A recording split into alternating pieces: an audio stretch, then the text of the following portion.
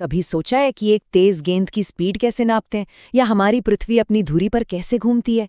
इन सब बड़े बड़े सवालों का जवाब पता है कहाँ से शुरू होता है? एक बहुत ही छोटे और आसान से सवाल से। हम चीज़ों के जगह को, उनकी पोजीशन को आखिर मापते कैसे हैं? तो चलिए आज इसी सफर पर निकलते हैं।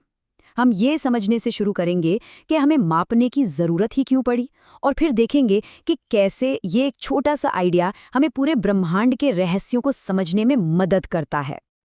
देखिए, इंसान की फितरत में ही है घूमना फिरना, खोजना। हमारे पूर्वजों ने हजारों किलोमीटर का सफर तय किया और आज हम दूसरे ग्रहों पर जाने के बारे में सोच रहे हैं। इन सभी यात्राओं के दिल में एक ही सवाल होता है, कितना दूर? जरा सोचिए, क्या जबरदस्त तरक्की है।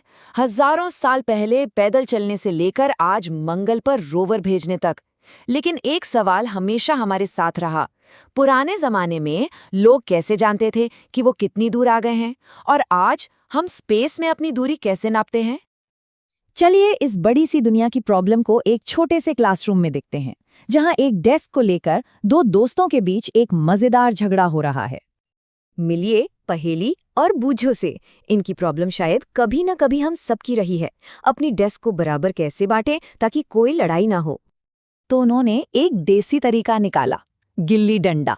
पहले दिन तो सब ठीक था, डेस्क की लंबाई हुई 2 डंडे और 2 गिल्ली।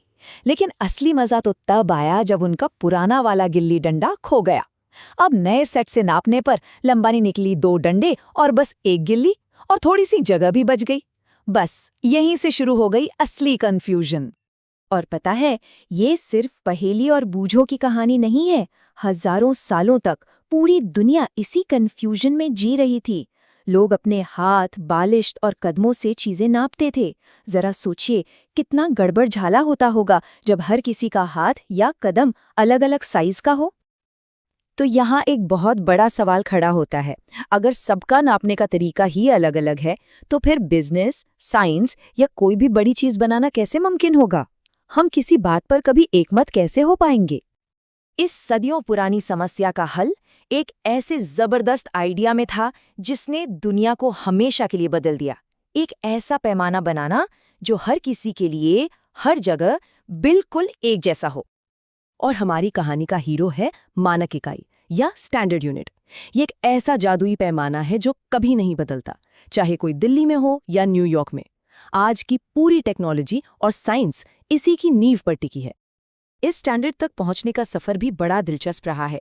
पहले शरीर के अंगों से नापने की गड़बड़ी थी, फिर 1790 में फ्रांस के लोगों ने मीट्रिक सिस्टम बनाकर एक क्रांति ला दी, और आज हम एसआई यूनिट्स का इस्तेमाल करते हैं जो साइंस की ग्लोबल भाषा बन चुकी है। मीट्रिक सिस्टम की सबसे खास बात है इसकी सादगी।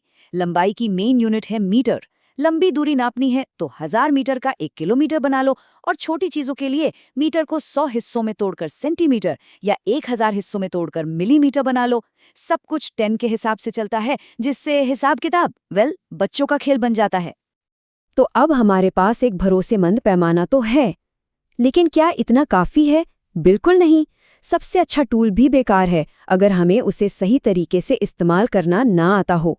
तो आइए एकदम सटीक नाप लेने के कुछ सुनहरे नियम सीखते हैं। सटीक माप के लिए ये 3 आसान नियम याद रखने चाहिए। पहला, स्केल को चीज के साथ बिल्कुल सटा कर रखें।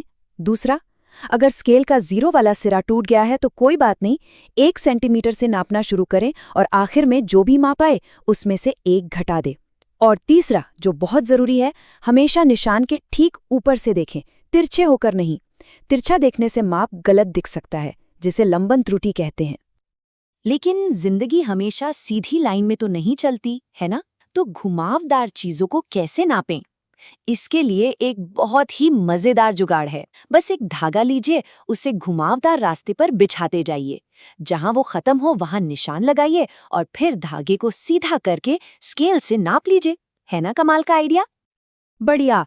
अब हम किसी भी रुकी हुई चीज की लंबाई नाप सकते हैं, लेकिन हमारी दुनिया तो हमेशा चलती फिरती रहती है। तो चलिए अब अपने इस नए स्किल का इस्तेमाल चलती फिरती चीजों को समझने में करते हैं, जिसे हम कहते हैं गति या मोशन। तो गति है क्या? बहुत आसान है। अगर कोई चीज समय के साथ अपनी जगह बदल रही है तो मतलब वो गति में है। देखा, ये सब कुछ जगह यानी पोजीशन नापने से ही जुड़ा है, जो हमने अभी सीखा है। अपने आसपास देखिए, घर, मेज, स्कूल बैग, ये सब अपनी जगह पर हैं, यानी विराम में हैं। लेकिन बाहर उड़ता हुआ पक्षी, घड़ी की सेकंड वाली सुई और जमीन पर चलती चींटी, ये सब लगातार अपनी जगह बदल रहे हैं, मतलब ये गति में है। अच्छा, तो चीजें चलती हैं, लेकिन क्या कभी ध्यान दिया है कि हर चीज के चलने का अंदाज, उसका पैटर्न अलग होता है? चलिए, गति के इस खूबसूरत डांस के अलग-अलग स्टेप्स को समझते हैं। मोटे तौर पर गति 3 तरह की होती है। पहली, सरल रेखीय, मतलब एकदम सीधी लाइन में चलना। दूसरी, वर्तुल यानी गोल गोल घूमना। और तीसरी, आवर्ती, जब कोई चीज एक ही रास्ते पर बार-बार आगे पीछे होती है। जैसे सीधी सड़क पर चलती कार सरल रेखीय गति है, पंखे की पंखुड़ियां वर्तुल गति करती हैं, और झूले पर आगे पीछे झूलता हुआ कोई बच्चा आवर्ती गति का एक बढ़िया उदाहरण है।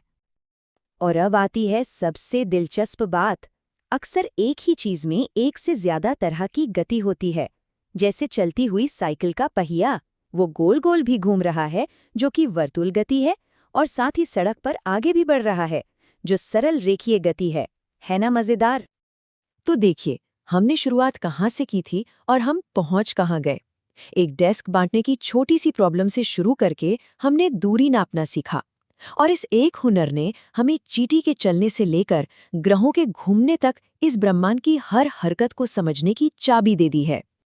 आज हमने ये तो समझ लिया कि चीजें कैसे चलती हैं और उन्हें कैसे नापते हैं। हम एक ग्रह की सीधी सादी गति को तो समझ सकते हैं, लेकिन कभी सोचा है कि एक भिनभिनाती हुई मक्खी की टेढ़ी मेढ़ी अनप्रिडिक्टेबल गति का वर्णन कैसे किया जाता होगा?